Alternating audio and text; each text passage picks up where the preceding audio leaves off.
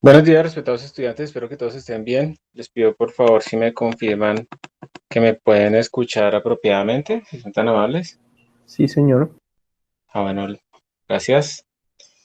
Bueno, entonces vamos a empezar nuestra clase del día de hoy. El tema que vamos a tocar es, como les dije la semana pasada, algo de números aleatorios. Ir un poquito más a profundidad en eso. Nosotros ya hemos visto un poquito cómo utilizar la librería random hace rato ya. Pero yo quiero que toquemos este tema de los números aleatorios un poquito más porque me parece que es algo muy útil en cuanto a las aplicaciones que pueden tener en las simulaciones que se hacen en física y en general en cualquier tipo de simulación. Los números aleatorios nos permiten precisamente simular fenómenos donde tengamos cierta aleatoriedad que puede verse como un desconocimiento de la influencia de ciertas cosas y también como variables que no, sobre las cuales no tenemos control. También nos permite ver cómo esas fluctuaciones intrínsecas de las cosas, entonces nos permite incluso en una simulación computacional obtener eh, barras de error sobre nuestras medidas, así como en el experimento. No va a ser nunca igual un experimento computacional que la realidad como tal, pero sí podemos tener más o menos el orden de magnitud de nuestras fluctuaciones. Entonces, por eso y por muchas otras cosas, los números aleatorios son importantes para saberlos utilizar, para saber, digamos, algunas técnicas que aparecen ahí. Y eso es lo que vamos a ver nosotros en estas últimas clases que nos quedan. Entonces voy a compartirles mi pantalla.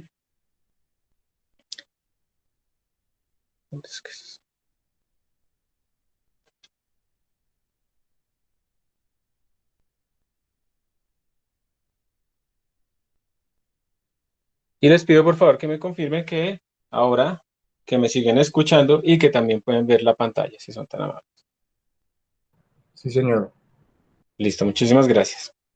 Bueno, entonces, esto antes que nada, digamos que esto es una extracción de lo que es básico y relevante en, en este tema de los números aleatorios. Vamos a dejar, obviamente, lo más avanzado por fuera, ya lo que son simulaciones de tipo Metrópolis, Hastings y otro tipo, digamos, de cosas que aplican en física computacional, pues porque no vienen a este curso básico, pero digamos que con lo que se ve ahorita, ustedes van a poder tener una idea general de la aplicación y la usabilidad de estos números aleatorios. Otra parte también que vamos a dejar por fuera es la generación como tal de números aleatorios, es decir, yo no me quiero concentrar en cómo generaríamos los números aleatorios, cuál sería la calidad de esos generadores, etcétera, sino que vamos a partir inmediatamente utilizando los números, los generadores aleatorios que están en la librería estándar de C++.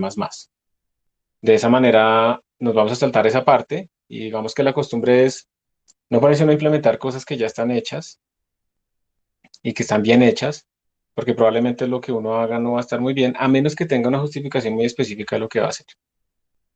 Las figuras y ecuaciones, muchas, prácticamente todas las que aparecen acá, los ejercicios, vienen de estos libros, el Bourgeois de Applied Computational Physics, el Ward de Numerical Mathematics and Computing y el Landau, Computational Physics. Principalmente viene de esos tres, por si acaso.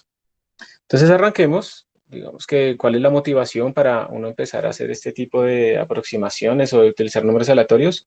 Una aplicación típica es el cálculo de integrales múltiples. De hecho, se pueden utilizar integrales, se puede utilizar los métodos de números aleatorios para hacer integrales de una sola dimensión. Resulta que en una sola dimensión, digamos que si yo lanzo n números aleatorios, el error en estos números aleatorios va a ser del orden de 1/raíz de n.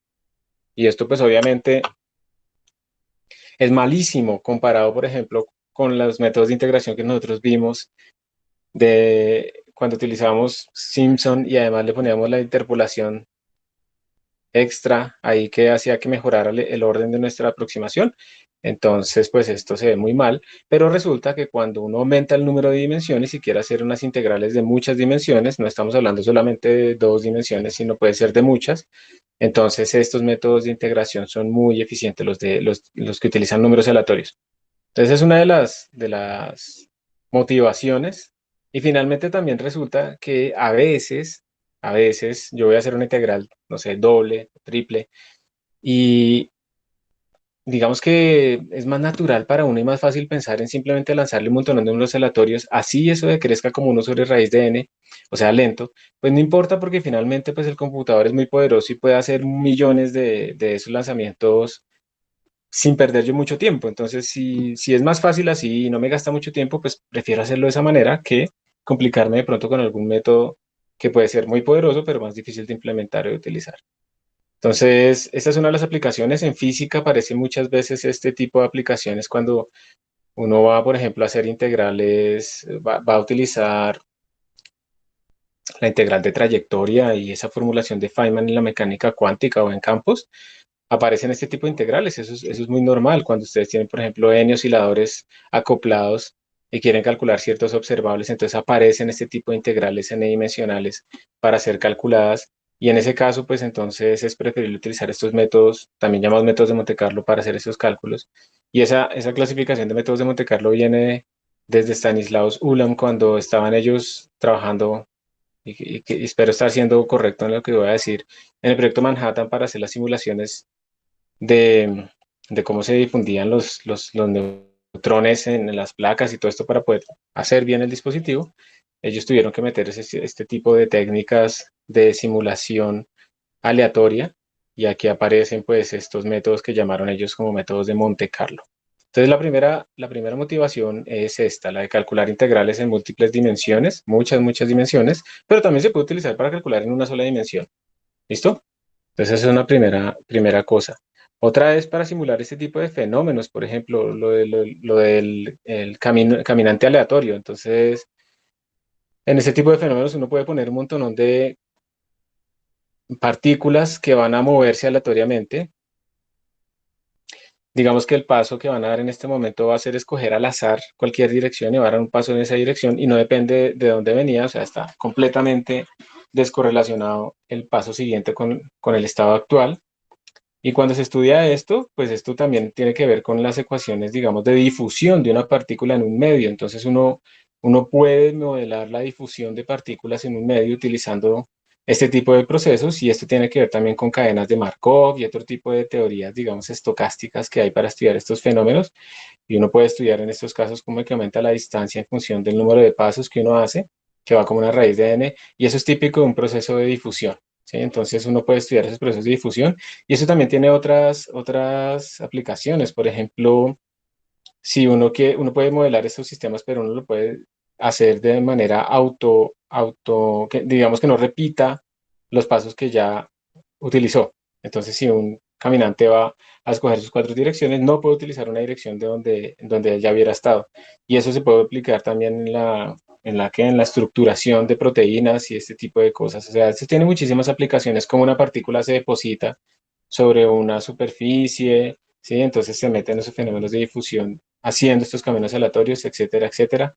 Entonces, realmente, pues también tiene muchas aplicaciones en este tipo de sistemas que se mueven de esa forma, movimiento browniano, cosas de ese estilo. También, pues obviamente en la simulación de sistemas que en general uno pues no conoce todas las entradas y no puede predecir absolutamente todo. Entonces, esto es un sistema de carreteras con puente.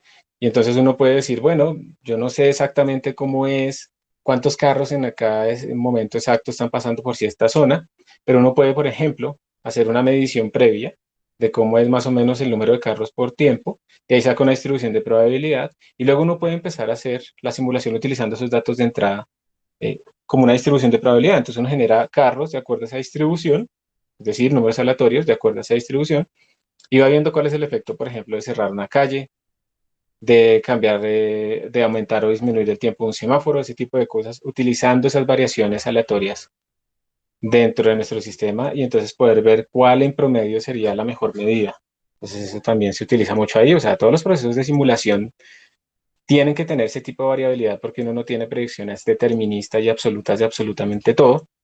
Y también hay sistemas físicos muy relevantes en donde, por ejemplo, acá ustedes pueden ver algo que se llama la percolación. Entonces uno, por ejemplo, pueden imaginarse que lo que uno está haciendo ahí es tiene una malla muy fina y ustedes van escogiendo en un punto, en cada punto, aleatoriamente, con cierta probabilidad P, van escogiendo si lo llenan o no lo llenan. ¿Sí? Entonces digamos que esa probabilidad P aquí es 0,55. ¿Qué quiere decir que lo llenen o no lo llenen o escoger con probabilidad P? Quiere decir que ustedes lanzan un número aleatorio, digamos R, y ese número aleatorio es uniformemente distribuido entre 0 y 1, ¿sí? Entonces ustedes lanzan ese número, y si ese número R que les dio, o sea, le pidieron a generador aleatorio ese número, y si ese número R les da, les da que es menor que P, pues ese número tiene la misma probabilidad, pues esa probabilidad de P que ustedes están escogiendo. Entonces, si eso pasa, si R es menor que P, se llena. Entonces, sí. Si no pasa eso, pues no se llena. Entonces, lo que se puede hacer es ir pasando por cada uno de los sitios y llenándolos así de forma independiente. O sea, si mis vecinos están llenos o no, no importa. Lo que importa es cuánto me dio a mí el número aleatorio. Y luego uno puede ver que dependiendo de ese valor P, va a haber un momento en que yo y mis vecinos podemos estar llenos y eso va generando como unos grupos locales que van creciendo y llega un momento en que aparece un gran grupo que va desde un lado, ¿sí? Si ustedes pueden ver este rosado, hasta el otro. Eso quiere decir que aquí hubo una percolación, que hay una comunicación de un lado hasta el otro.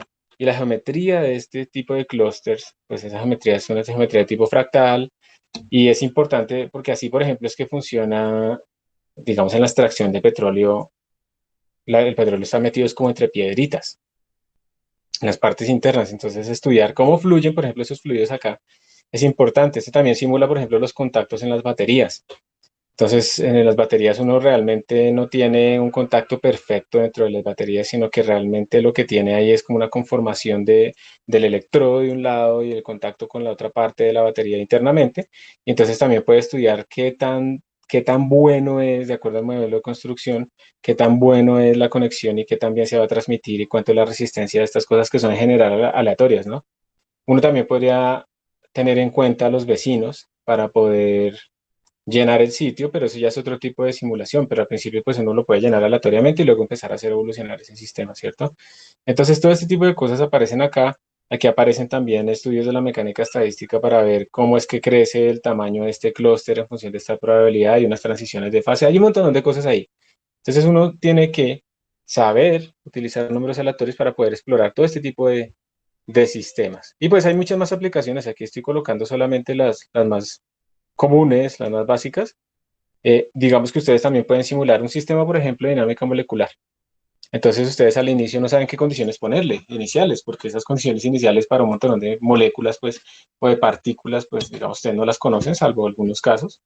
Entonces, lo que se hace es como, por ejemplo, decir, no, yo le voy a poner a todas las partículas como una velocidad aleatoria, pero que cumpla el teorema de equipartición. O sea, ustedes van a fijar la temperatura y luego les dan las rapideces a las partículas de tal manera que estén asociadas a esa temperatura y entonces hacen evolucionar el sistema. Pero como ustedes distribuyeron esas velocidades aleatoriamente, ustedes no van a esperar que si vuelven a hacer esa simulación, arrancando, digamos, de otro estado aleatorio inicial, pues les tenga que dar exactamente lo mismo. Eso va a fluctuar un poco. Pero esa fluctuación precisamente les va a dar a ustedes el cambio en orden de magnitud de las cosas y les va a permitir calcular a ustedes barras de error, por ejemplo. Entonces ustedes grafican, no sé, digamos que la energía promedio después de un tiempo, entonces esa energía va a estar fluctuando así, porque obviamente las partículas al estar interactuando entre ellas van a estar intercambiando momentum y entonces eso va a tener ciertas interacciones ahí, va a hacer que las cosas fluctúen y ustedes pueden calcular o un promedio a lo largo del tiempo, que es una cosa, entonces les va a dar el orden de magnitud de esas fluctuaciones, o también lo que pueden hacer es muchos sistemas, simularlos, entonces aquí hay un sistema que llegó por acá, luego cogen otra condición inicial aleatoria compatible con la misma condición global y les da algo así, luego cogen otra y les da algo así, ¿cierto? Y al final lo que hacen es decir, bueno, en este tiempo, acá voy a coger todos estos valores que me dieron diferentes en ese tiempo para todos sus sistemas y los promedio. Y eso también les da a ustedes una estimación de las fluctuaciones. A eso se le llama un promedio por ensamble, porque estamos simulando varias veces el sistema, y eso es un promedio en el tiempo, ¿no? Para un solo sistema. Y pues ustedes ahí tienen que escoger cuál de los dos. En general hay una hipótesis, la hipótesis ergódica nos permite pensar que estos promedios sobre el ensamble van a corresponder a estos promedios en el tiempo, pero no está probado todavía del todo, pero pues uno lo puede observar. Si digamos tiene muchas dudas, entonces ahí uno puede decir, no, yo prefiero como mi sistema es muy pequeño, prefiero como hacer un promedio de ensamble, porque finalmente las fluctuaciones que tenga aquí en el tiempo van a estar muy acotadas al tamaño de mi sistema y cosas de ese estilo. o prefiero hacer una simulación en el tiempo y promediar. Todo dependerá del sistema, pero al final, ¿cómo hago yo para reproducir estas fluctuaciones en el ensamble? Simplemente cambiar la semilla de generador aleatorio para que me genere otra secuencia aleatoria y por lo tanto, en principio, yo pueda obtener una especie de cambios y fluctuaciones en mi sistema. Entonces, por esa razón es que es importante que nosotros podamos utilizar y controlar estos generadores aleatorios y que esos generadores aleatorios cumplan ciertas características de calidad, ¿sí? Por ejemplo, que sean realmente aleatorios, porque hay generadores muy malos que no son generadores aleatorios realmente, entonces uno pues genera números que los ve desordenados, pero pues nosotros como seres humanos no podemos distinguir apropiadamente esa aleatoriedad, tenemos que inventar los métodos, entonces cuando se estudian esos generadores se da cuenta uno pues que no son muy buenos y aparecen generadores malos. Obviamente los que tienen la librería estándar ya son probados y buenos, pero incluso los generadores aleatorios, pues finalmente si ustedes se ponen a pensar en un generador aleatorio en un computador, pues finalmente está hecho de una forma determinista, ¿sí? Por mucho que se le llame aleatorio. Y bueno, tiene unas funciones módulo no lineales que hacen que uno no pueda predecir fácilmente la salida, pero finalmente va a depender de un estado actual para producirme el siguiente valor aleatorio. Y entonces, ¿cómo yo sé que eso es bueno? Entonces, van a haber ciertas características, como por ejemplo el ciclo.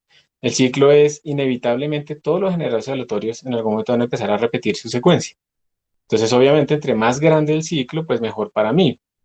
Entonces, esa es una característica. Se estudian también los momentos de la distribución que producen uniforme, de ese tipo de cosas, para mejorar la calidad. Eh, Hay unos generadores aleatorios que cuando se grafica, por ejemplo, el siguiente número en función del número actual, aparecen unas correlaciones, unos hiperplanos, entonces se demuestra que realmente no es completamente aleatorio.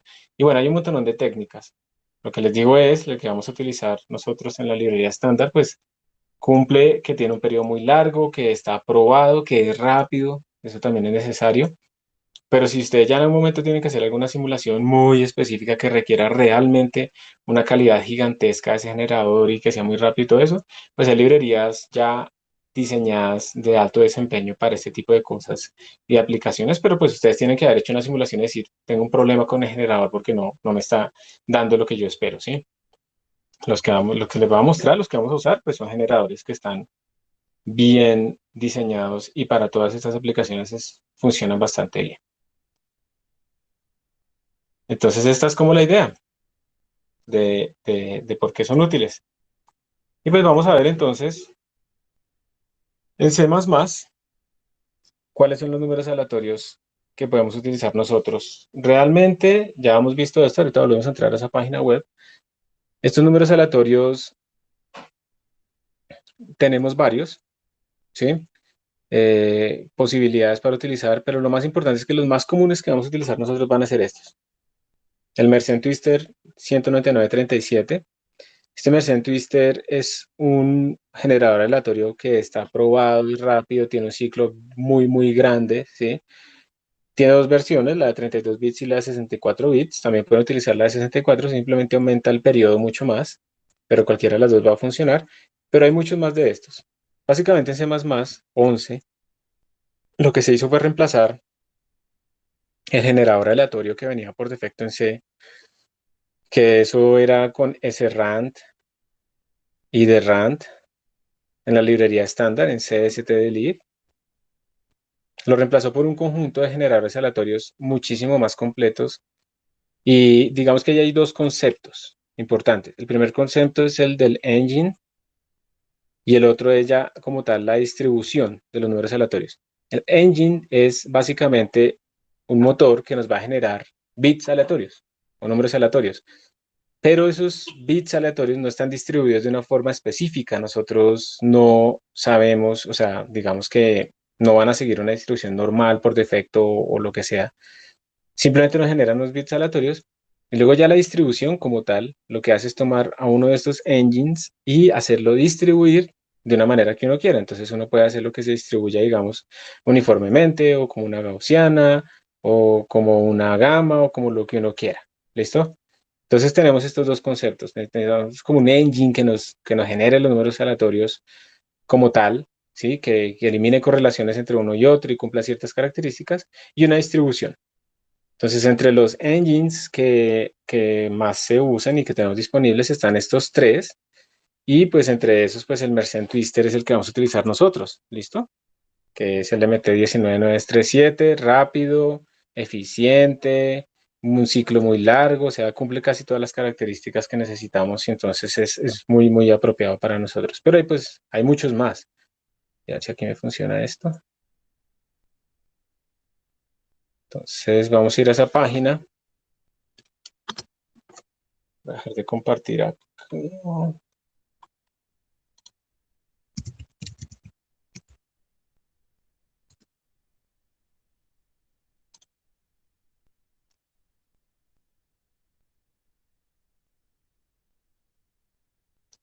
Y espérense a ver. Tan, tan, tan.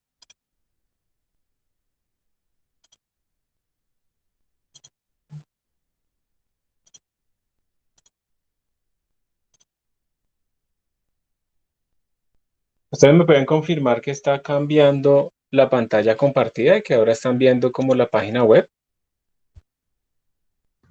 Sí, señor. Listo, gracias. Igual voy a dejar de presentar acá por si acaso. Ah, no, ya se dejó de presentar. Listo. Entonces, miren, aquí está el CPP Reference que le hemos usado y que la recomendada, no C++, por favor, esa no, sino CPP Reference es como la recomendada realmente. Tenemos acá entonces la parte de Random, la librería Random, que nos permite dar y se explican un poquito qué es lo que necesitamos. Entonces tenemos los Uniform Random Bit Generators, que son como los engines, y las distribuciones que vamos a utilizar nosotros. Entonces, entre los engines que nosotros vamos a usar principalmente, pues van a estar estos tres, pero principalmente pues está el Mersenne Twister, ese es el que vamos a utilizar. Realmente hay muchos más, pero ese es con el que nos vamos a quedar. Entonces aquí están las implementaciones, este sería básicamente lo que nosotros vamos a usar. Hay más, ¿listo? Hay más. Y hay una cosa importante y es esto del random device. ¿Y eso para qué es? Resulta que cuando ustedes arrancan un generador aleatorio, ustedes le tienen que dar algo llamado pues, la semilla. La semilla es como un valor inicial que inicializa el estado del generador y lo que va a hacer esa semilla, pues es como definir en adelante cuál será la secuencia aleatoria que va a continuar generándose. Entonces, si yo cambio la semilla, pues yo voy a tener otra secuencia. Ojo, porque de todas maneras, digamos que si yo si yo pienso, digamos que finalmente mi secuencia aleatoria siempre va a tener como un ciclo, o sea, se va a repetir en algún momento, eso quiere decir que, no sé, hagamos un ejemplo tonto. Tenemos un ciclo de 100, generador malísimo. Entonces tenemos en total 100 números aleatorios disponibles y empieza a generarse otra vez el mismo ciclo. Cambiar la semilla quiere decir que ustedes empiezan una vez en la posición 10 o la siguiente empiezan en la posición 80. Entonces, como tal, esas dos secuencias son diferentes, pero al final pues tiene el mismo ciclo. Eso es lo que estamos diciendo. Entonces, entre más grande el ciclo, pues mejor. Y la semilla lo que nos hace es como cambiar del punto en donde vamos a arrancar nuestra secuencia aleatoria. Eso es realmente lo que va a pasar con la semilla. Entonces, si yo pongo una semilla, digamos, siempre le pongo cero a mi semilla. Si yo siempre le pongo cero a mi semilla, me va a dar siempre la misma secuencia aleatoria. Entonces uno diría, pero pues eso es como una desventaja porque si es aleatorio, yo no quisiera que me diera como siempre lo mismo, ¿cierto? Si es aleatorio. Entonces, pero eso tiene una gran ventaja y es que si ustedes encuentran un error en su código, ese error es reproducible. Si ustedes en cambio utilizan una semilla aleatoria, que a veces se utiliza eso, por ejemplo, el número de segundos desde cierta época, entonces va cambiando cada vez que uno corre el código, si uno se demora más de un segundo en correrlo, entonces resulta que cada vez genera uno una secuencia diferente. Y si a uno le ocurre un error en una secuencia, es probable que en otra secuencia no le pase ese error. Entonces se vuelve no reproducible ese error y no lo se puede corregir fácilmente. ¿Listo? Entonces es preferible realmente tener una semilla siempre determinista que me dé la misma secuencia siempre y yo pueda comparar pues mis algoritmos no dependiendo de la semilla, sino dependiendo de la distribución aleatoria que esté utilizando. Entonces esa es la primera ventaja de la semilla, pero a veces se quiere realmente tener una semilla completamente aleatoria, no correlacionada, que realmente le meta mucha entropía a esta simulación. Entonces, para eso aparece el random device. ¿Listo? Y entonces el random device lo que va a utilizar es, por ejemplo, es uno de los usos los que aparece el random device, va a utilizar, por ejemplo, en el hardware, se puede utilizar la temperatura o el sensor de temperatura del procesador en ese momento, por ejemplo. Entonces, eso, digamos, pues va a estar fluctuando, ¿listo? Y entonces puede ser una fuente, digamos, con cierta entropía. Se pueden utilizar diferentes fuentes para cargar a este random device. Pero eso es cuando uno quiere realmente, por ejemplo, no tener una semilla que controle la secuencia. Como les digo, en mi opinión, eso tiene que ser muy bien justificado. Es preferible tener siempre una semilla, porque además nos permite crear lo de las fluctuaciones, ¿no? Entre nuestras diferentes simulaciones. Y bueno, ya una vez, digamos, escogido el engine, entonces uno puede ir a pedirle que esos números aleatorios estén distribuidos con cierta distribución. Ahora bien, chicos, yo hago un paréntesis. Yo asumo que ustedes tienen idea de esto, de distribuciones de probabilidad, de la densidad de probabilidad, no es más. De pronto la probabilidad acumulada es lo máximo que vamos a utilizar ahorita. Eso es también lo máximo realmente que yo conozco de probabilidad. Nosotros ni siquiera veíamos en ese tiempo probabilidades. Eso es un hueco grandísimo que se llenó después. Aprovecho para preguntarles, ¿ustedes han visto algo de probabilidad en este momento o todavía no? Levanten la mano quien no ha visto nada de probabilidad en este momento.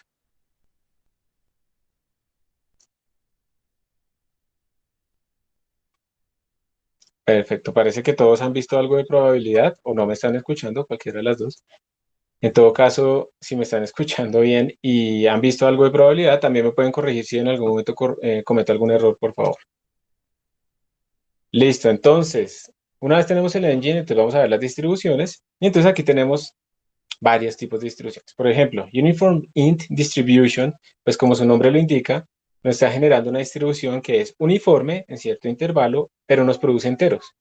Entonces, veamos el manual. Entonces, por ejemplo, acá dice, nos produce valores enteros aleatorios, distribuidos uniformemente en el intervalo AB.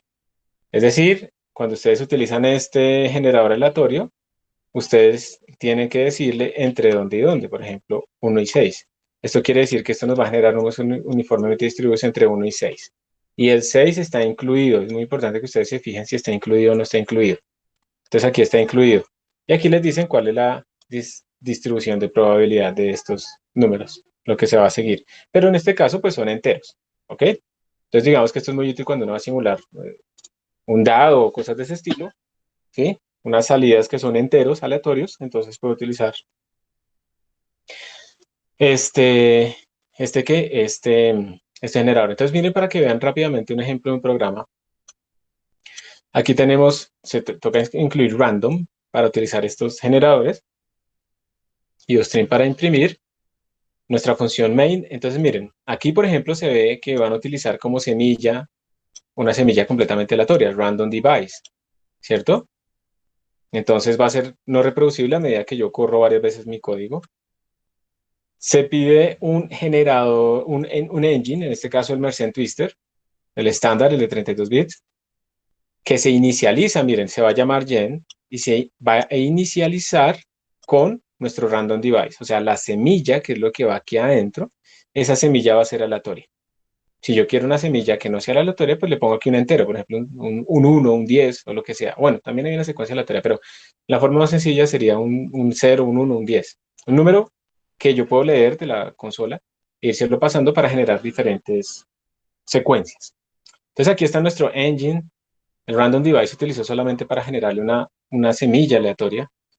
Y aquí estamos pidiendo, aparte del engine, estamos pidiendo estamos generando nuestra distribución uniforme de enteros. Este parámetro de template aquí se le puede poner un int para indicarle que son enteros los que queremos.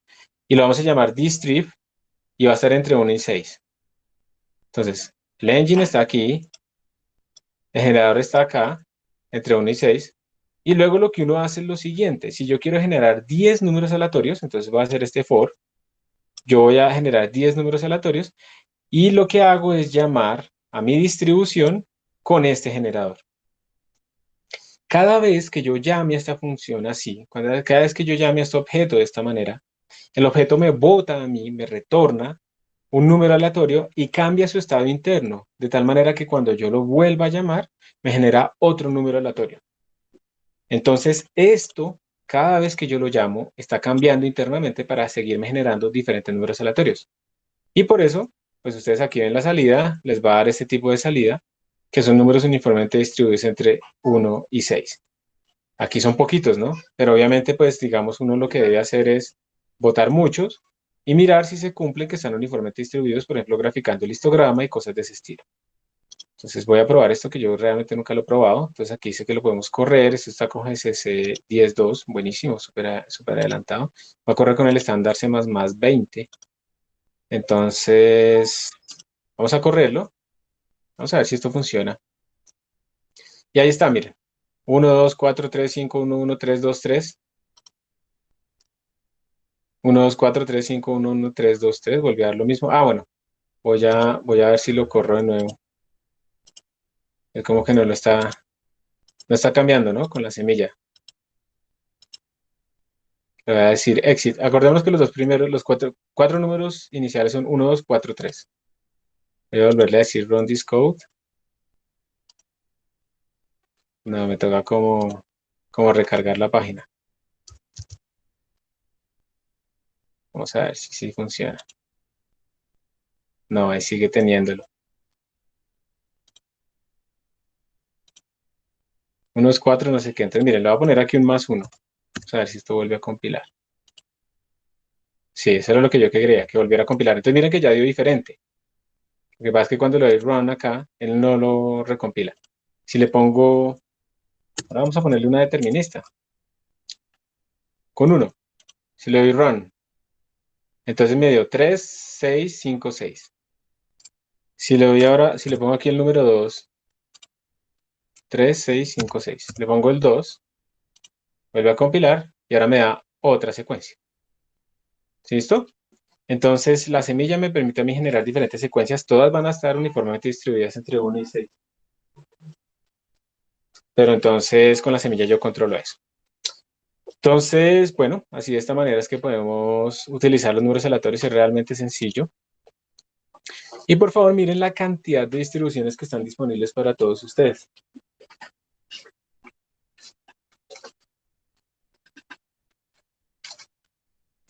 Entonces tenemos Uniform in Distribution, uniformemente distribuidos, pero son enteros. Uniform Real Distribution, esta es muy importante. Esta nos permite a nosotros acceder a números, pero de punto flotante, o sea, doubles o floats, uniformemente distribuidos entre A y B. Pero miren que B pues no está incluido, ¿cierto? Entonces esta distribución de probabilidad es 1 sobre B menos A. Aquí está también un ejemplo de cómo utilizarlo, el random device, no sé qué. Entonces simplemente aquí cambia, en vez de int aparece un real. Aquí están uniformemente distribuidos entre 1 y 2, sin incluir el 2. Y aquí están nuestros números uniformemente distribuidos entre 1 y 2. ¿Y por qué digo yo que esta es importante? Porque resulta que desde una distribución uniforme entre 0 y 1, uno básicamente puede generar cualquier otra distribución. Entonces, si ustedes tienen un generador uniformemente distribuido bueno entre 0 y 1, puede generar muchísimas de las otras distribuciones que necesitan. Y en ese caso, pues esto, digamos, es algo muy, muy útil. Entonces, esta es una que vamos a utilizar ahorita en los ejemplos inmediatamente. Y es una de las más importantes. Ahora bien, ustedes tienen dos opciones. Si, por ejemplo, ustedes necesitan una distribución de Bernoulli, ustedes pueden hacer la transformación. Ya vamos a ver algunos métodos para hacer eso. O pues pueden utilizar directamente esta que ya está disponible para ustedes. Y de hecho, miren todas las que tienen disponibles. ¿Sí? Tienen disponibles muchísimas distribuciones. La de Poisson, exponencial, la Gamma Distribution, la Weibull, etcétera, etcétera. La distribución normal, la gaussiana, muy importante. Ecochi, Student, etcétera, etcétera, etcétera. O sea, aquí están distribuidas, aquí están disponibles las más, las más, las más que, las más, las distribuciones típicas, ¿sí? Típicas que ustedes pueden necesitar en algún momento. Ahí están disponibles todas. Y ya en el momento en que tengan una distribución que no está acá, entonces ustedes pueden generar, a partir de la distribución uniforme, esa distribución. Ya vamos a ver con qué métodos. Por último, simplemente para recordarles que en la librería CSTDLib anteriormente se utilizaba RAN, SRAN, RANMAX para generar números aleatorios, pero pues esto en C++ moderno ya no se utiliza. Por favor, cada vez que vean un tutorial de pronto donde les dicen que utilicen esto, pues no lo usen, porque ya ustedes tienen una cantidad de distribuciones muy útiles, muy poderosas, disponibles, ya hechas y probadas para ustedes en el estándar. Entonces no usar eso, por favor, ¿listo? Y entonces, después de haberles mostrado, pues, este tipo de cosas, miremos, por ejemplo, cómo se utilizaría la distribución gamma. Entonces, ¿la distribución gamma cuál es? Pues ustedes van y miran allá en Wikipedia, pero ya, pues digamos, ustedes tienen en la cabeza que necesitan la función gamma, pues ya saben, ya deberían tener claro más o menos por qué.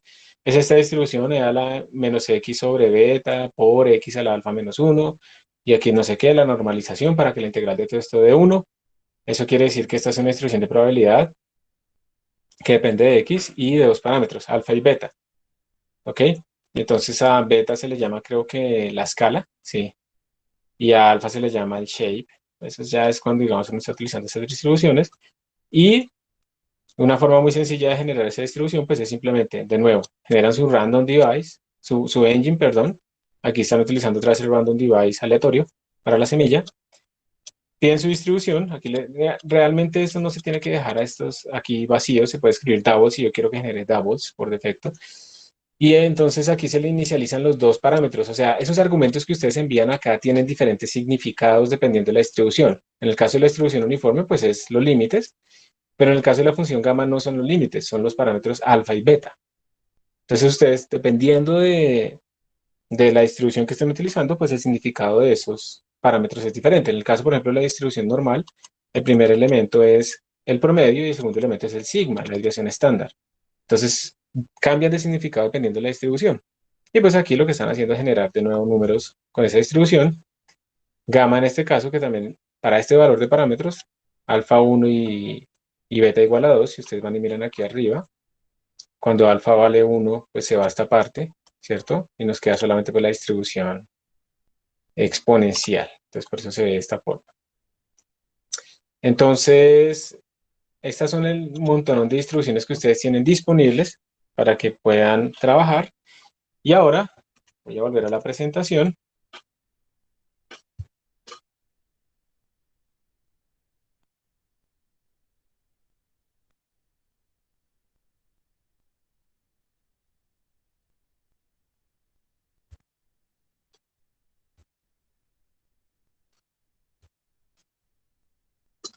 Y les pido otra vez que me confirmen si están viendo mi otra pantalla.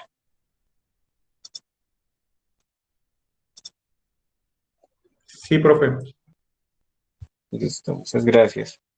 Antes de seguir, ¿tienen alguna pregunta de lo que hemos hablado en este momento?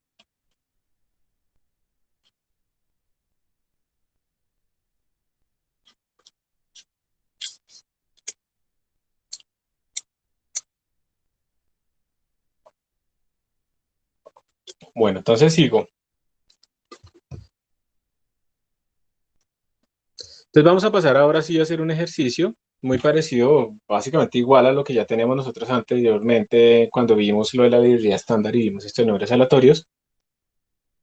Entonces vamos a generar números aleatorios que sigan cierta distribución y vamos a hacer el histograma de esos números aleatorios también para verificar que siguen la distribución que queremos.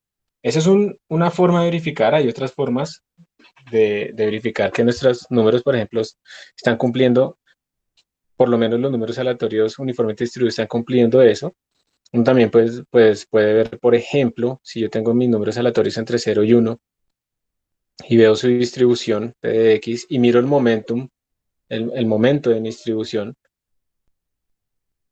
el momento k-décimo, entonces esto más o menos tiene que ir como 1 sobre k más 1. ¿Ok? Entonces yo genero un montón de números, calculo la distribución de probabilidad que se me está generando, calculo esta integral y la comparo con 1 sobre k más 1. Y la grafico en función de k. Entonces puedo graficar la diferencia entre esto en función de k y eso me va a ir dando a mí, esa diferencia de ser chiquita, me va dando a mí una idea de si mis números uniformemente distribuidos entre 0 y 1, si están siendo realmente obtenidos con esa distribución uniforme entre 0 y 1 y son además independientes entre ellos. Ese es otro test.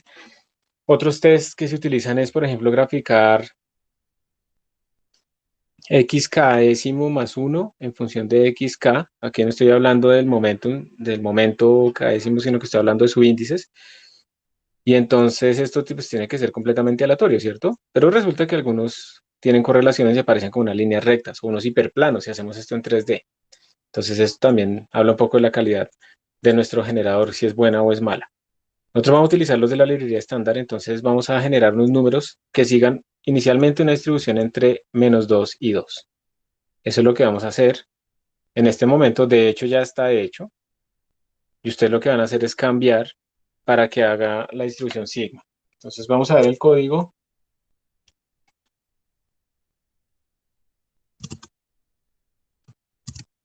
Y para eso, déjenme un momentico.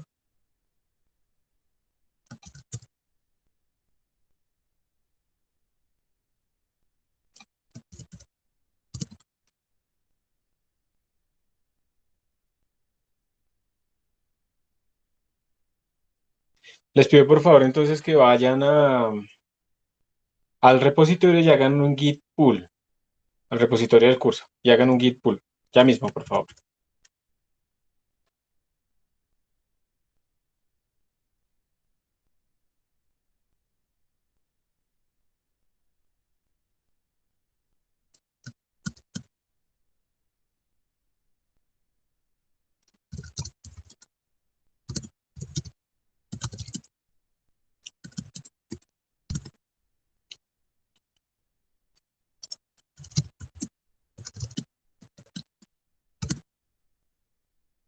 Les tiene que aparecer una carpeta llamada 2020-1202-RNG-1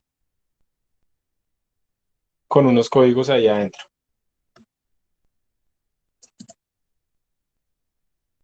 Ahora voy a compartir esta pantalla.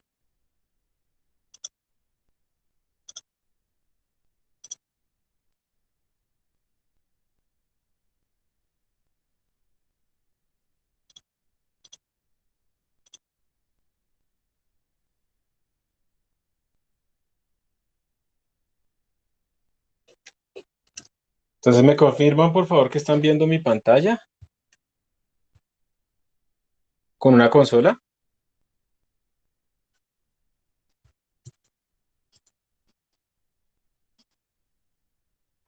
Sí, señor. Listo. Entonces, antes de seguir, ¿quién no ha todavía hecho un git pull para esperarlos? ¿O sigo?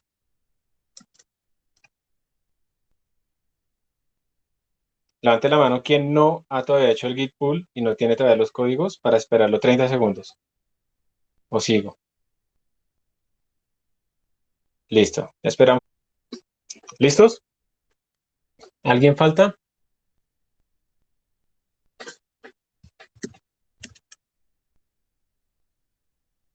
Listo. Entonces nadie levantó la mano, entonces vamos a seguir.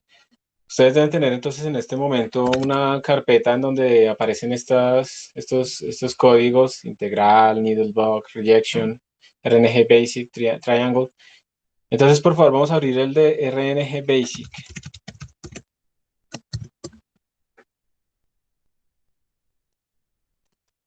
Es con el que vamos a trabajar ahorita. Y voy a explicarlo.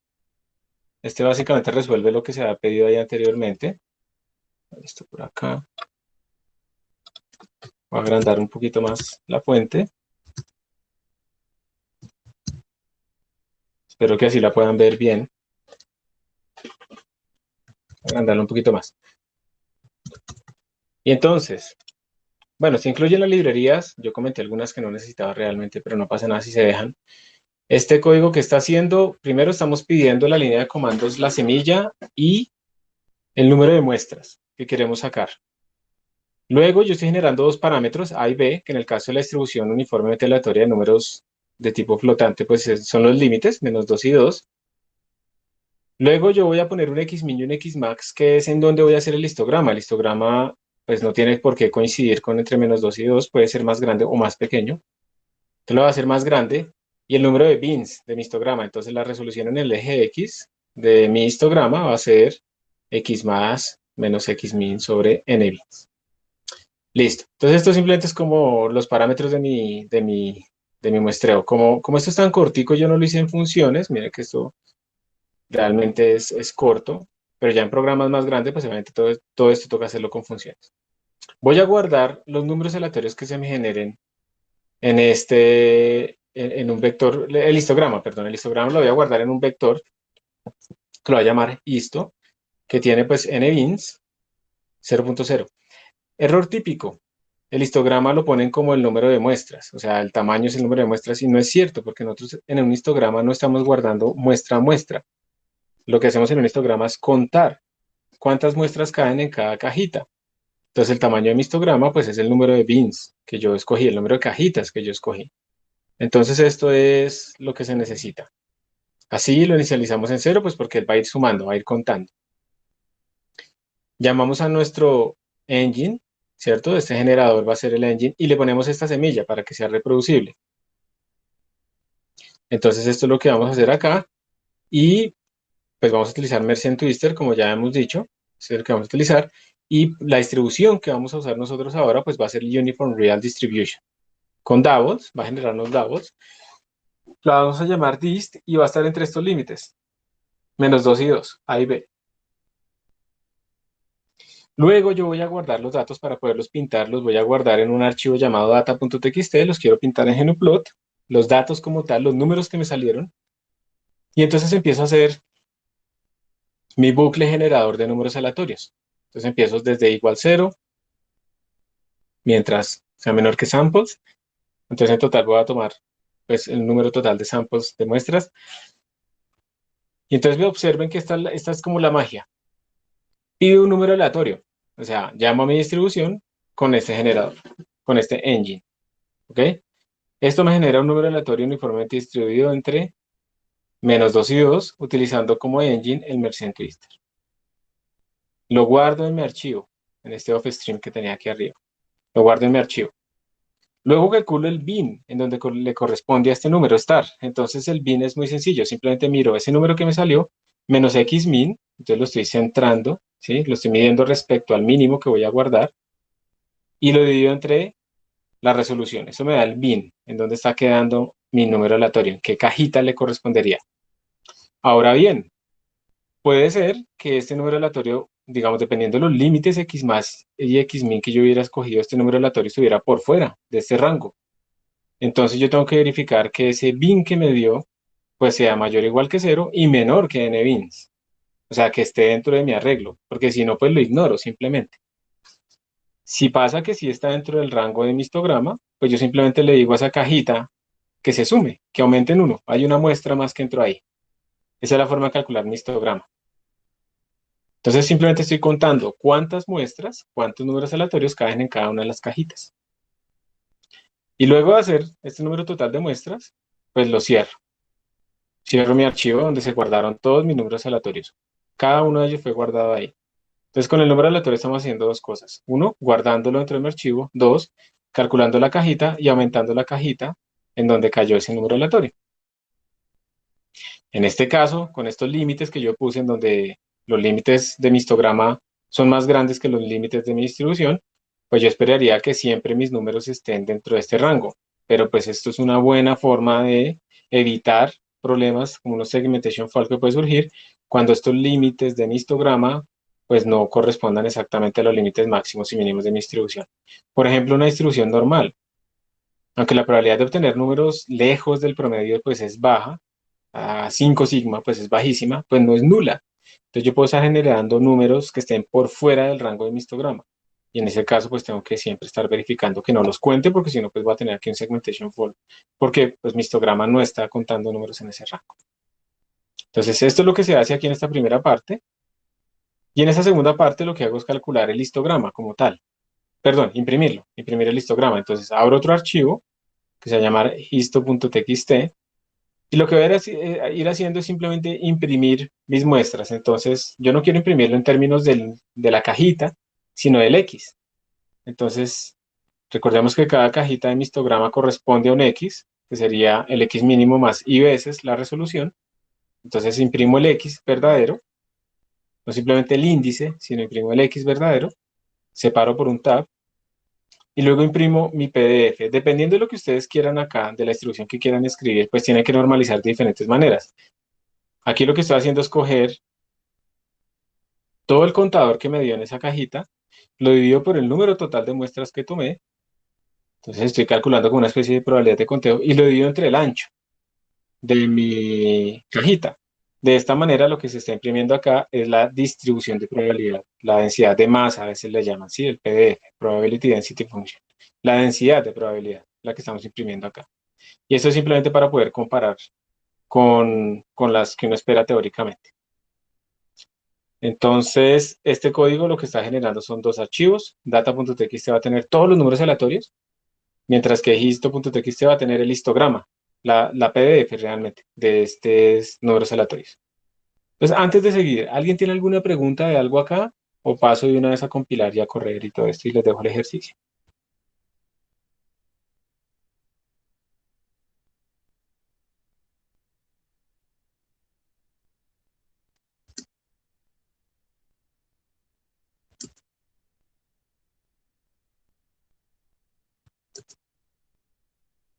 Entonces sigo. Entonces vamos a compilar.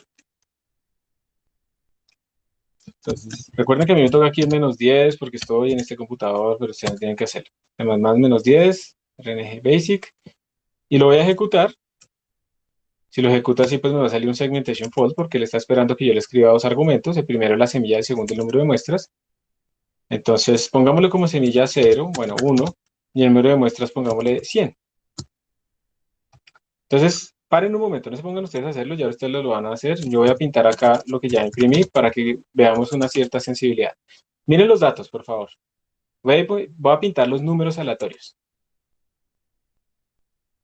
Como esto solo tiene una columna, este archivo de data.txt, miremosla. Miren los contenidos de data.txt. Son números aleatorios entre -2 y 2, como ustedes pueden ver. ¿Sí? Uniformemente distribuidos. Esto es lo que me da a mí. Entonces miren que, bueno, el rango está entre -2 y 2. Bien. Y aquí está como el índice de cada uno de los numeritos. El primero, el segundo, el tercero, el cuarto, etcétera, etcétera, etcétera. Si ustedes ven esto, ustedes dirían que esto es uniformemente distribuido entre -2 y 2.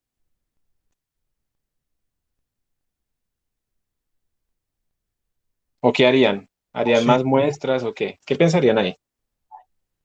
pues sí parece que está uniformemente distribuido. No hay ningún punto de concentración ni una franja más densa que otra. ¿Cierto? Pareciera. Pero de todas maneras son como muy poquitos puntos. Entonces vamos a hacer lo mismo, pero vamos a ponerle 10.000. Mírenlo. O sea, y ahora sí tu criterio se ve mejor, ¿cierto? Como que pareciera que como que no favorecen una esquina, un centro o algo así, ¿cierto? Eso es lo que tú dices, ¿cierto? Sí, señor. Sí, listo. Entonces ahí se ve mejor. Pongámosle 100.000. Obviamente esto se va a poner un poquito más lento. Y miren que uno viendo esto, uno dice sí, más o menos, uno podría decir que como que sí están concentrados, bueno, más bien, que no están concentrados en el eje vertical, están uniformemente distribuidos en el eje vertical entre -2 y 2. Pero pues, definitivamente aquí lo que se necesita es hacer un histograma. Vamos a volver a hacer el histograma solo con 100 y voy a graficar acá opa, acá vamos a graficar el histograma. Entonces, ese sí lo vamos a graficar con líneas y puntos. ¿Ustedes qué dirían? ¿Ese histograma les dice a ustedes que está uniformemente distribuido entre -2 y 2?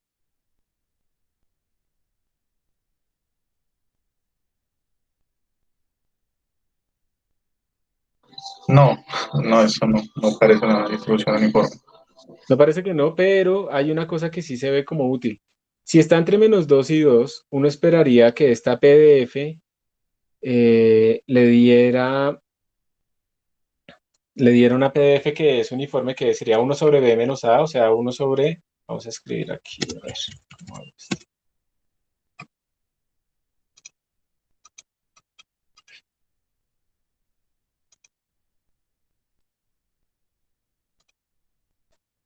Entonces uno esperaría que la PDF fuera 1 sobre B menos A, que eso es exactamente igual en este caso a 1 sobre 2 menos 2, o sea, un cuarto, o sea, 0.25. Y miren ustedes acá que más o menos 0.25 está como por aquí. Obviamente hay uno que tiene mucho más, mucho menos. Tenemos unas grandes fluctuaciones, pero al menos el orden de magnitud sí nos está dando en nuestro intervalo. Entonces, ¿qué harían ustedes para mejorar esto que tenemos acá?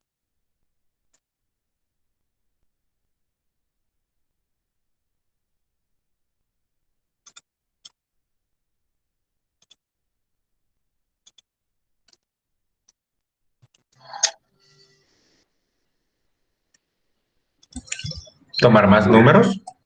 Tomar más muestras, ¿cierto? Porque recordemos que básicamente, bueno, aquí también hay una disminución con la raíz cuadrada de n en esas fluctuaciones. Entonces ahora le puse 100.000 y miren, lo voy a actualizar. ¿Qué tal? ¿Cómo lo ven ahora? ¿Qué dirían ustedes? ¿Si está uniformemente distribuido entre -2 y 2 o no?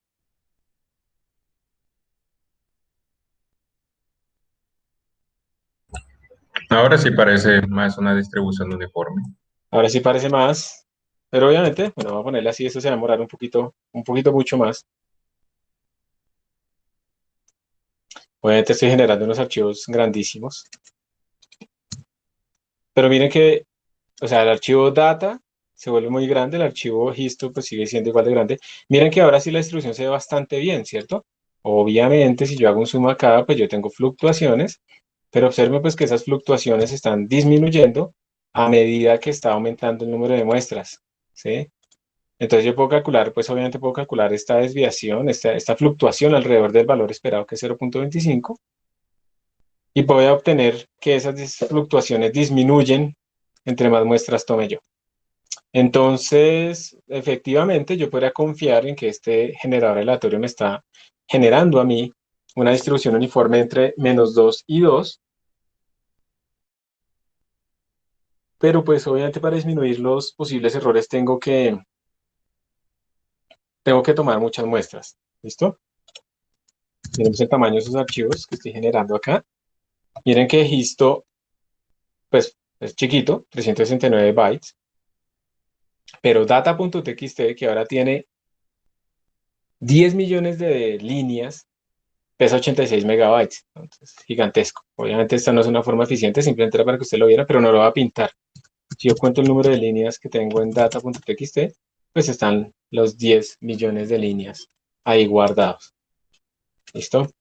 Entonces, así más o menos visualmente, al menos estamos viendo que esto sí cumple con que es una distribución uniforme, las fluctuaciones disminuyen y yo podría cambiarle el tamaño. Ahora, voy a hacer otro cambio. Voy a generar otro nuevo archivo con 1000. Aquí está el histograma. Y miren que ahora le voy a cambiar la semilla. Le voy a poner una semilla 10. Observen cómo cambia el histograma. Cambió, ¿cierto? Cambió mi histograma. Si yo le pongo otra semilla, cambió. De hecho, si le pongo una semilla seguida, miren, 101, cambia. Pero lo que quiero que vean ustedes es que el promedio sigue siendo más o menos el mismo. Las fluctuaciones siguen teniendo como el mismo orden de magnitud, pero cambian los valores específicamente que estoy obteniendo. Es decir, la semilla me genera como otra nueva secuencia con la misma distribución y por eso es que yo puedo calcular fluctuaciones con diferentes semillas. Obviamente si yo utilizo esta semilla pero le pongo más valores, pues tengo esta distribución y miren que si le cambio la semilla, pues la distribución es básicamente la misma, solo que cambian las fluctuaciones. Por eso es tan útil que uno pueda controlar la semilla. Entonces tenemos dos cosas para controlar y tienen efectos diferentes. La semilla nos genera la misma distribución, simplemente la realización, las variates, los números como tal son diferentes, pero tienen la misma distribución. Y la otra, el número de muestras, que sí nos permite disminuir las fluctuaciones. Entonces, ¿alguna pregunta?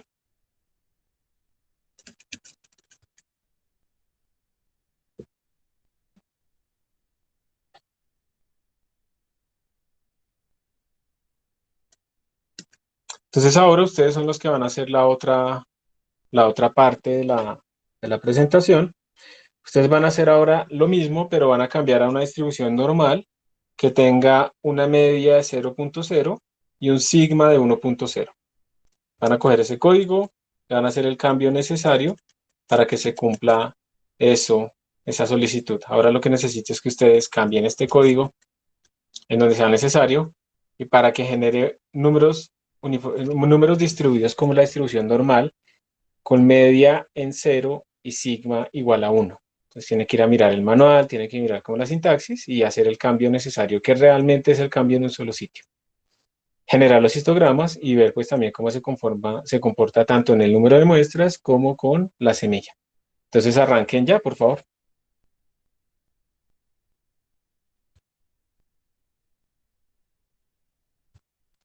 Bueno, listo. Supongo que ya tuvieron tiempo. ¿Alguien quiere mostrar lo que le dio?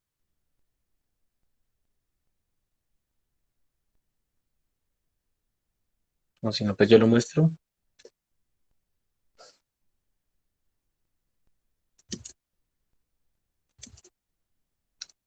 Entonces,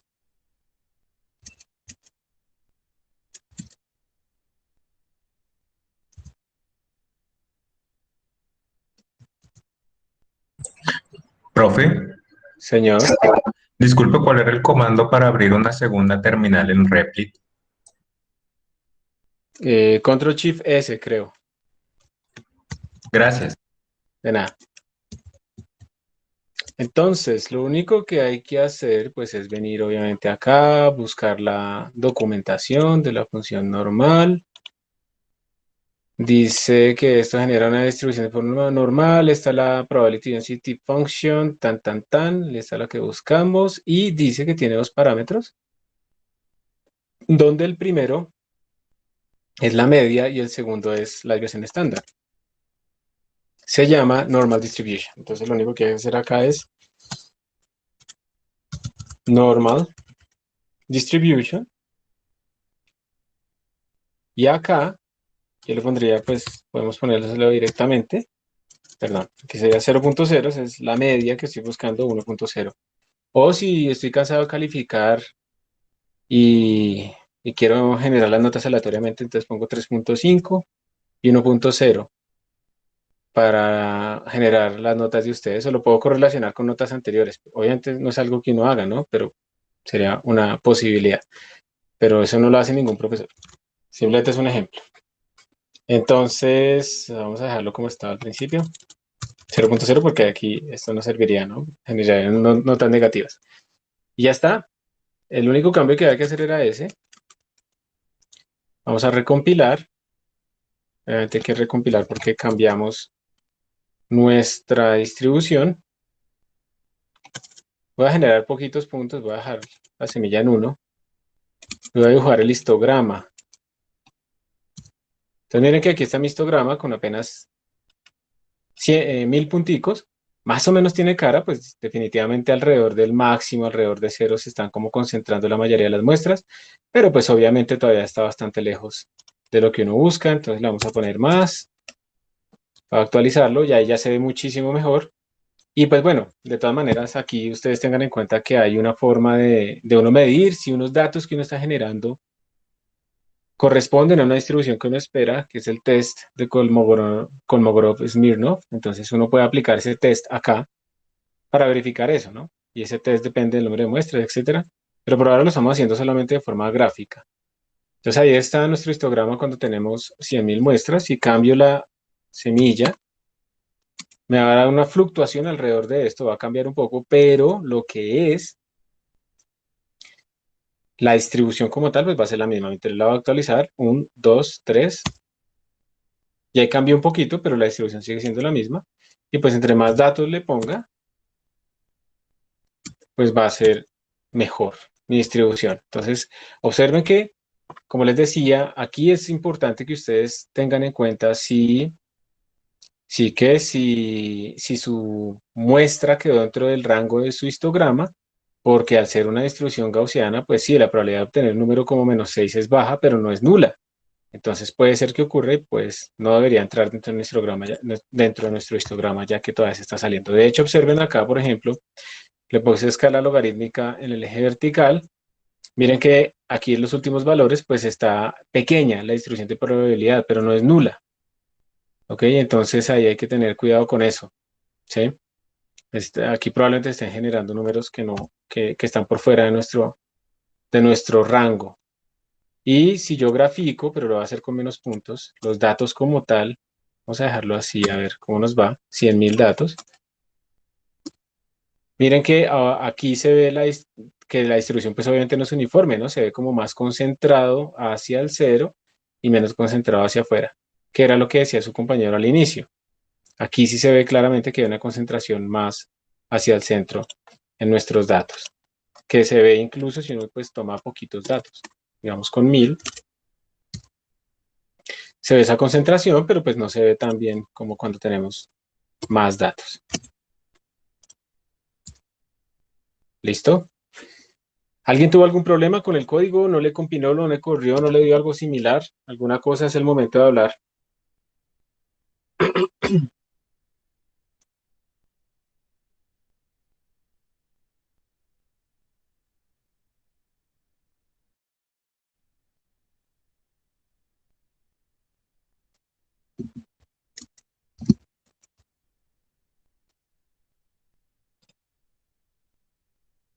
Bueno, listo. Parece que no hubo problemas. Entonces vamos a continuar. Voy a dejar de compartir pantalla aquí.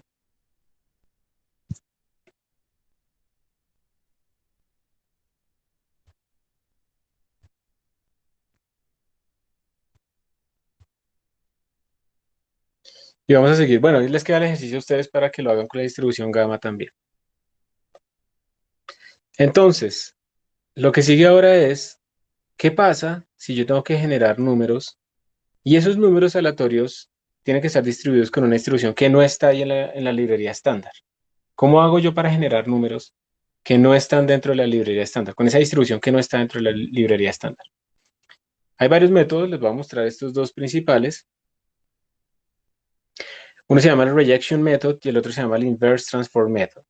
El de la izquierda es un método completamente numérico, no es el más eficiente, pero realmente funciona, digamos, en prácticamente todas las situaciones. Y si yo puedo lanzarle computación a esto y simplemente pues un computador poderoso lo hace rápido, pues es el método más sencillo que me permite a mí como calcular cualquier tipo de distribución, la que yo quiera, así sea una cosa con 3 picos o lo que sea, o en regiones completamente arbitrarias, pues yo puedo utilizar ese rejection method ahí.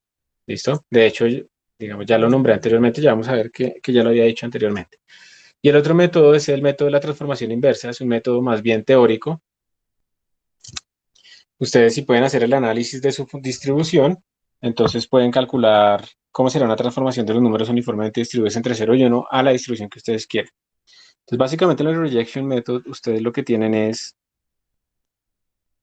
digamos que esta es la PDF. ¿Sí es la PDF? No, esta es la probabilidad como tal.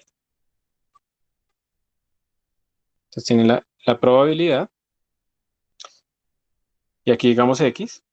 Entonces digamos que su distribución es entre este rango y este rango y digamos que hace algo como así y para ahí. Entonces quieren obtener números uniformemente distribuidos de esa misma forma. Eso es lo que ustedes quieren. ¿Cómo hago para que mis números estén distribuidos así como está esta distribución rara que yo pinté ahí? Entonces, ¿qué se hace? Primero que todo, ustedes tienen que buscar como un número, como un Gmax, que sea superior a la distribución que están buscando. Entonces ustedes empiezan a generar números, digamos que esto está entre Xmin y Xmax. Entonces generar un número aleatorio X que esté uniformemente distribuido entre Xmin y entre Xmax. Eso es lo primero. Entonces eso les da un número pues en cualquiera de los puntos aquí dentro del rango, uniformemente distribuido. Luego, generar un número aleatorio RY que esté uniformemente distribuido entre el mínimo, que normalmente es 0, y ese Ymax que ustedes calcularon, que ese Ymax tiene que ser el máximo absoluto en todo el rango. Entonces ustedes generan estos dos números. Una vez generan estos dos números, ustedes miran si ese número aleatorio que ustedes obtuvieron, RY, es menor que la función. Eso es una función, ¿cierto? Una P de X o F de X. Si esto es menor que F, evaluaban ese número de Rx que obtuvieron, entonces aceptan Rx y Ry como una pareja que está distribuida de acuerdo a esa distribución. Entonces, ejemplo, ustedes llegan y lanzan un número, les da un Rx aquí, ese no se ve casi, les da un Rx aquí. Luego lanzan un número en Y, les da, digamos, este valor acá. Uniformemente distribuido entre ese 0 y Y max. Eso quiere decir que la pareja coordenada pues les queda aquí.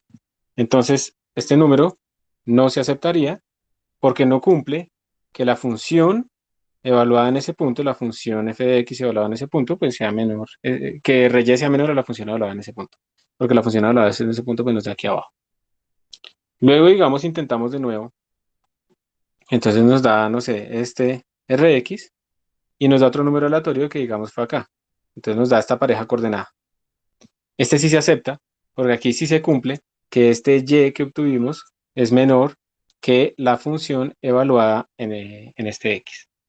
Entonces, de esa manera, ustedes básicamente lo que están viendo es cuáles puntos caen aquí debajo. Eso es lo que ustedes están viendo. ¿Cuáles puntos caen aquí debajo? Y ustedes se van a dar cuenta, obviamente, que si yo hago 1000 intentos, eso no quiere decir que esos 1000 intentos todos van a caer acá. ¿Sí o no? Eso no es cierto.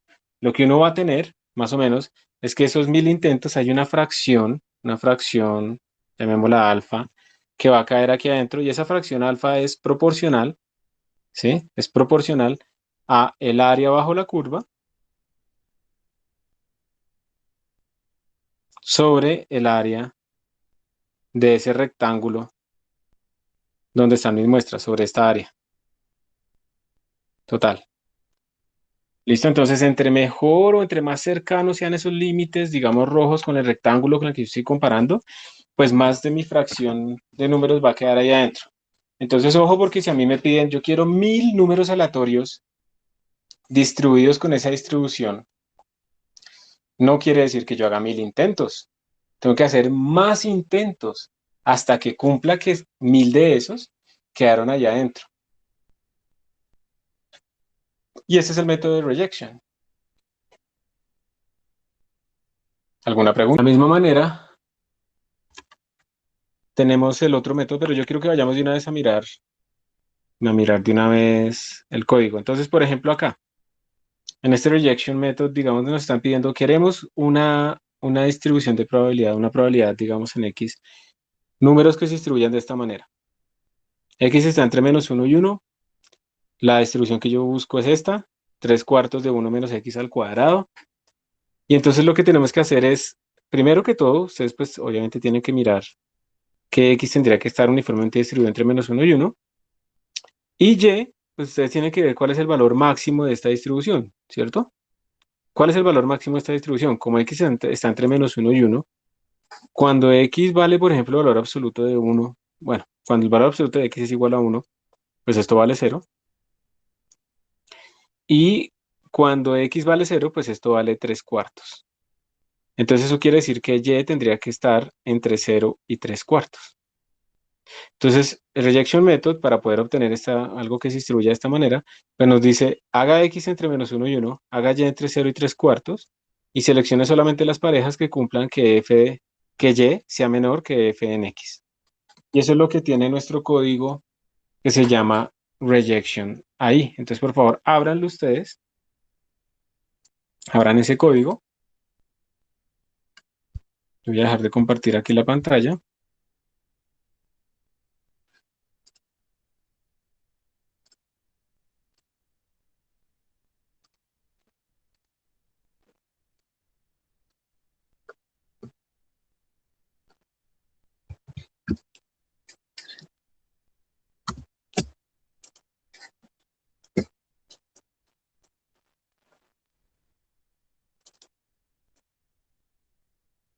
Entonces abrimos rejection, lo voy a agrandar para poderlo ver. Entonces miren, yo aquí escribí una función, también es tan corta que pues no me pongo a declararla y implementarla debajo, la pongo ahí mismo. 3 menos 1 por x al cuadrado, todo sobre 4. Tenemos también pues lo mismo, nuestra semilla, ¿qué? Nuestras muestras. Vamos a hacer un histograma entre -2 y 2. 50 bins entre -2 y 2. Entonces aquí tenemos para el histograma, tenemos nuestro engine. Tenemos entonces ahora dos distribuciones uniformes, una para XU, ¿listo? Y otra para YU. Entonces, XU quiere decir el X uniforme entre -1 y 1, que eso es lo que estamos buscando, según lo que acabamos de ver, X está entre -1 y 1. Y Y va a estar entre el mínimo y el máximo, entre 0 y 3 cuartos, donde 3 cuartos pues es el máximo que está acá. Obviamente ustedes podrían poner 1000 sobre 4, cualquier número mayor, pero pues entonces eso quiere decir que van a rechazar demasiados números. Lo ideal es que sea lo más pequeño posible este intervalo de Y. Aquí en data voy a guardar pues nuestros números aleatorios y aquí pues vamos a guardar nuestro histograma. Entonces, ¿qué cambia? Aquí lo que vamos a hacer es lanzar 1000 muestras, ¿sí? Vamos a lanzar 1000 muestras. Bueno, perdón, 1000 muestras no, sample muestras. Vamos a generar estos intentos. Yo pido un X uniformemente distribuido entre -1 y 1, pido un Y uniformemente distribuido entre 0 y 3 cuartos, y solamente si Y es menor que f de X, solamente si cae por debajo de mi curva, pues yo lo guardo en mi archivo, calculo su bin y hago el histograma. Solamente en este caso, o sea, aquí estamos haciendo el rejection, porque aquí estamos solo aceptando los que cumplen Y menor que f de X. Estamos rechazando los que no cumplen eso. ¿Ok? Entonces, aquí ustedes pueden darse cuenta que yo no voy necesariamente, aquí no necesariamente yo estoy generando, digamos, si samples vale 1000, yo no estoy necesariamente aceptando 1000 de ellos, estoy aceptando menos. De hecho, voy a hacer un pequeño cambio acá. Counter igual 0. Voy a añadir aquí, si esto se cumple, entonces aumento el counter porque tengo una muestra más adentro. Y al final voy a imprimir un mensajito. std cout. Entonces, samples, imprimo samples. Esos son los intentos que nosotros hicimos. Y luego voy a mirar el counter. Counter lo que me está contando es cuántas de esas muestras fueron realmente aceptadas. Y con esto pues vamos a tener una idea de si realmente se aceptan todas las muestras o no. Entonces, voy a compilar. Y -10, rejection. Voy a ejecutar. Me falta decirle la semilla y el número de samples. Entonces, semilla 10, cualquier entero. 10.000 muestras. Entonces, miren que al final me está imprimiendo aquí algo. Me dice, usted hizo 1000 intentos, pero esos 1000 intentos solamente aceptamos 6725. Y si yo grafico ahora mis datos, miren mis datos cómo están. Están entre -1 y 1, porque X era entre -1 y 1. Y ustedes pueden ver que hay como una pequeña, como una sombra más concentrada como hacia el 0, ¿cierto? Pero miremos pues el histograma y miren nuestro histograma. Nuestro histograma está acá y en efecto pues esta es la distribución que estamos buscando. Voy a ponerle más muestras. Entonces miren que la proporción, si ustedes observan aquí la proporción es como la misma. Ustedes hacen 6.725 sobre 10.000, les va a dar más o menos la misma proporción entre 667.401 sobre 10 millones. Sobre 1 millón. Y la distribución pues mejora mucho más. Miren que ya la distribución quedó muchísimo más bonita, completamente similar a la que teníamos allá en la presentación. Entonces, este método de rejection nos permite efectivamente calcular, más bien, obtener, generar números aleatorios de acuerdo a la distribución que nosotros queramos. Entonces, lo que les pido es que ustedes jueguen con ese método, hagan esta misma impresión de cuánto es lo que se obtiene realmente y cuánto es su relación con samples. Y hagan esto, apliquen el método de rejection para obtener las mismas distribuciones que teníamos antes, uniformemente distribuido entre -2 y 2. ¿Cómo lo harían? Ahí es relativamente fácil, ¿no? O más bien, háganlo con el gaussiano. ¿Cómo harían para generar esa distribución gaussiana? ¿Sí? Anteriormente utilizamos la función normal distribution, pero ahora digamos que ustedes la quieren hacer a mano. Entonces, ¿qué cambios harían acá para generar números aleatorios con esa distribución normal? Es un ejemplo, ¿no? Entonces, pues, listo. Entonces, cuéntenme si alguien tuvo algún problema, si les funcionó o no les funcionó.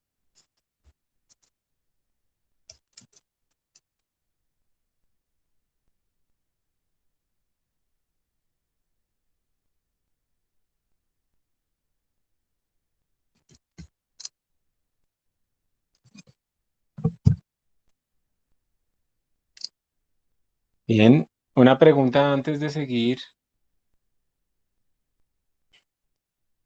¿Alguien va a hacer alguna consulta sobre el proyecto final? Levante la mano. Listo, entonces ya hago más bien una pequeña introducción y paramos y hacemos esas consultas.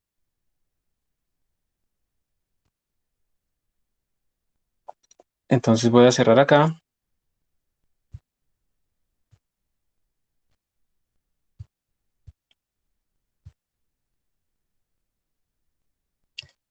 Listo, entonces ese es el método de rejection, muy importante, lo vamos a usar más adelante para, por ejemplo, generar números uniformemente distribuidos en ciertos rangos. Y el método de la transformada inversa, este método de rejection se puede extender a varias dimensiones también, obviamente. Entonces queremos que generar números dentro de una elipse o dentro de un triángulo. Entonces también lo podemos hacer allá. O sea, simplemente tenemos que ver cuál es esta función y cómo hacemos para que ese y uniformemente distribuido sea menor que f de x. Y el método de la transformada inversa es ya un método analítico que en el caso en el que uno lo puede hacer, pues es muy eficiente, mucho más que el otro, pues porque uno genera muestras directamente distribuidas con la distribución que uno quiere. Se basa en lo siguiente. Ustedes imagínense que están graficando es la densidad de probabilidad acumulada. O sea, esta es la probabilidad de que nuestro valor, no sé cómo escribir eso, x' menor que x. ¿Listo? Entonces digamos que si mi rango empieza acá y termina por acá, este es como el x máximo, por ejemplo, pues uno tiene que esta distribución de probabilidad acumulada, pues tiene que llegar máximo a 1. Entonces uno puede llegar a eso así, uno puede llegar a eso en forma de una S, lo que sea. Pero lo importante es que eso siempre está entre 0 y 1, porque la probabilidad siempre va a estar entre 0 y 1. Entonces, ¿cuál es la idea de este método? La idea de este método es que ustedes generan un número uniformemente distribuido entre 0 y 1, llamémoslo z, y ese z va a corresponder a un valor que tenemos acá de un x específico.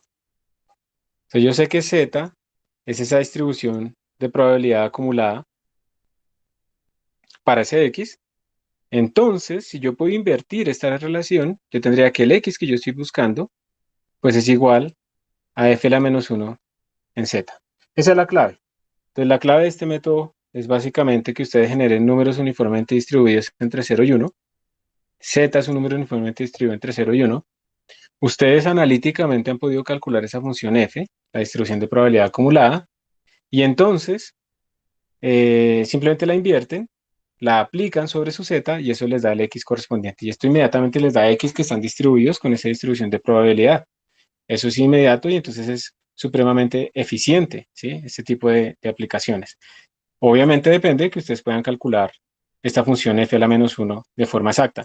También ustedes pueden mezclarlo. Ustedes podrían decir, bueno, yo tengo la función f, pero yo no tengo la función f a la menos 1 de forma exacta, pero ustedes podrían de pronto tabularla.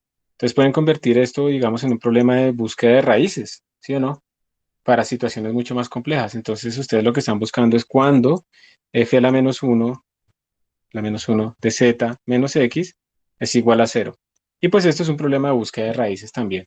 O como les digo, pueden tabular esta función y con eso, con esa tabulación, uno puede rápidamente ir viendo cuál es el x correspondiente para el z que le va dando. Lo interesante de esto, como les digo, es que ustedes, por cada z que generan, eso inmediatamente les corresponde a un x. Y esos x ya están distribuidos con la distribución que ustedes están buscando. Y esa es la gran ventaja de este método de la transformación inversa y es el de hecho el que se usa muchas veces para, a partir de la distribución de números aleatorios entre 0 y 1, pasar a distribuciones completamente arbitrarias, ¿sí? A cualquier otra distribución que yo esté buscando. Entonces, esta es la gran ventaja, pero pues tiene el requerimiento de que ustedes tienen que de alguna manera poder resolver esa inversa. Y eso es lo que se hace ahí. Eso es lo que vamos a ver en la próxima clase. Y vamos a ver cómo con el rejection method podemos utilizar, generar números en ciertas regiones teniendo cuidado, porque cuando uno lo hace mal, se la acumulan, ¿no? Se la acumulan aquí, en ciertas zonas se le acumulan los números, o sea, no está uniformemente distribuido en la región. Entonces hay que tener cuidado con eso. Y con eso terminamos nuestra clase del día de hoy. Este tema lo continuaremos en la siguiente y este tiempo que nos queda pues es para dudas sobre proyectos. Entonces voy a dejar de grabar acá mismo.